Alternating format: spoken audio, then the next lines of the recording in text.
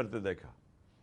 میں جب نکلا لاہور سے تو سارا راستہ میں نے خواتین کو دیکھا, پردہ دار خواتین کو مارچ کے ساتھ ساتھ چل رہی ہیں, بچے لے کے اپنے.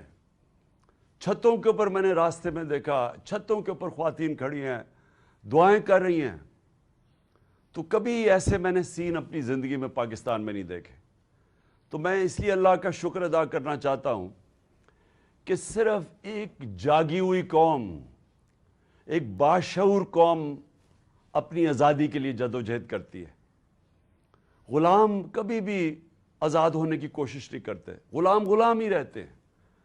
اور لیکن جب ایک انسان کو سمجھ آ جاتی ہے کہ آزادی کیا ہے تو تب پھر وہ کھڑا ہوتا ہے اپنی آزادی کے لیے. تو ہماری یہ جو تحریک شروع ہوئی 7 مہینے پہلے, سارے پاکستان میں ہم نے جلسے کیے اور پھر لوگوں نے قربانیاں دی اس پہ. 25 میں یہ میں کبھی بھولوں گا نہیں, 25 میں جو ہمارے ساتھ ظلم کیا گیا, یہی جو فیشسٹ, جو جرائم پیشہ لوگ جو ہمارے اوپر مسلط کیے, جب ہمیں ہٹا کے تو جو لوگوں کو ہمارے اوپر مسلط کیا گیا, یہ پاکستان کو 30 سال سے مختلف قسم کی طور طریقوں سے یہ جرم کر رہے تھے. منی لانڈرنگ, ملک کا پیسہ لوٹ کے باہر لے جانا, لوگوں کو مروانا, ماڈل ٹاؤن کے اندر دن دہاڑے پرامن احتجاج کرنے والوں کو قتل کرنا, گولیاں مارنا پولیس کے ذریعے, پولیس مقابلے میں لوگوں کو مارنا. یہ شہباز شریف کے اوپر ایمنسٹی انٹرنیشنل یا ہیومن رائٹس واچ میں 97 سے 99 تک اس کے اوپر رپورٹ ہے کہ اس نے کئی 100 لوگ پولیس مقابلے میں مروائے.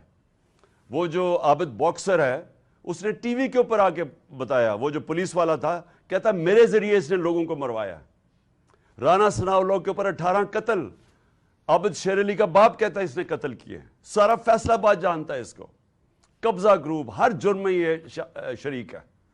انہوں نے مل کے 25 مئی کو ہمارے اوپر جو کیا, گھروں میں گئے, کارکنوں کے گھروں میں گئے, ان کی عورتوں کے سامنے یعنی آدمیوں کو پکڑ پکڑ کے لے کے گئے, بچوں کو لے کے گئے, تھانوں میں رات کو لے کے گئے. کوئی ہر اس ملک کے جو حقوق, انسانی حقوق کی خلاف ورزی کرتے ہوئے وارنٹ کے بغیر گھسے لوگوں کے گھروں میں.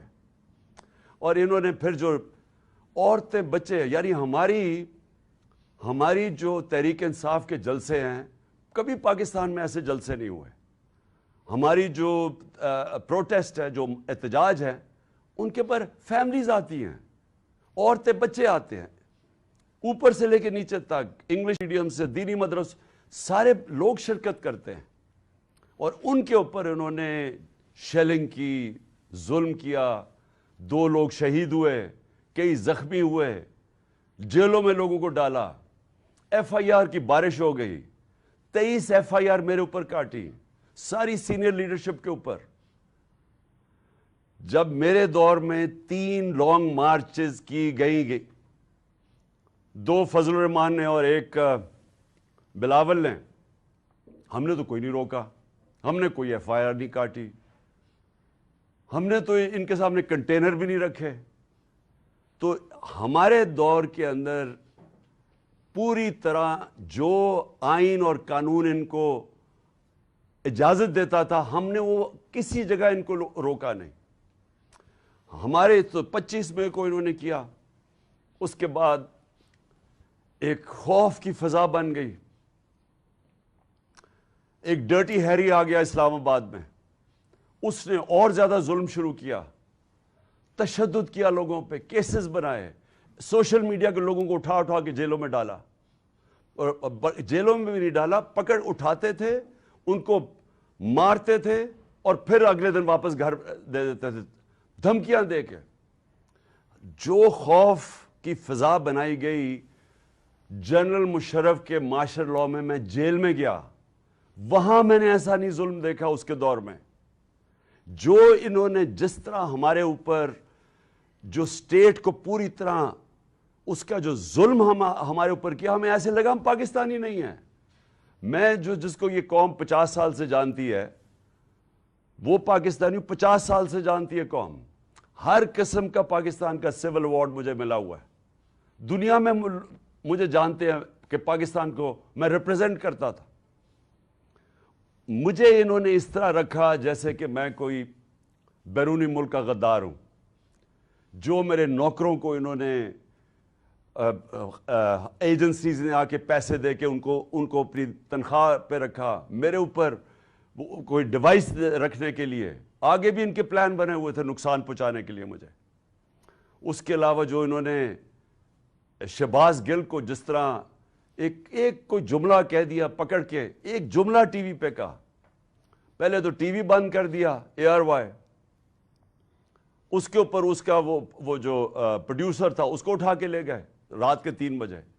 شہباز گل کو ننگا کر کے اس کے اوپر تشدد کیا. ایک یونیورسٹی پروفیسر, کوئی عام آدمی نہیں, یعنی چلے کوئی دہشت گرد ہوتا, چلے میں مان بھی لوں, کوئی بیرون ملک غدار ہوتا, کوئی مجرم ہوتا, ایک یونیورسٹی پروفیسر کو انہوں نے ننگا کر کے مارا صرف خوف پھیلانے کے لیے. یہ جو ڈرٹی ہیری آیا, اس نے سوچا کہ یہ جس طرح یہ پہلے کرتا آیا بلوچستان میں دہشت گردوں کے خلاف, ہمارے اوپر وہ شروع کر دیا. پھر اعظم سواتی سے کیا کیا, 75 سالہ سینیٹر. یہ میں آپ بتا رہا ہوں کہ یہ ہماری ملک کی تاریخ میں کبھی ایسی چیزیں نہیں ہوئی. اس کو ٹویٹ کے اوپر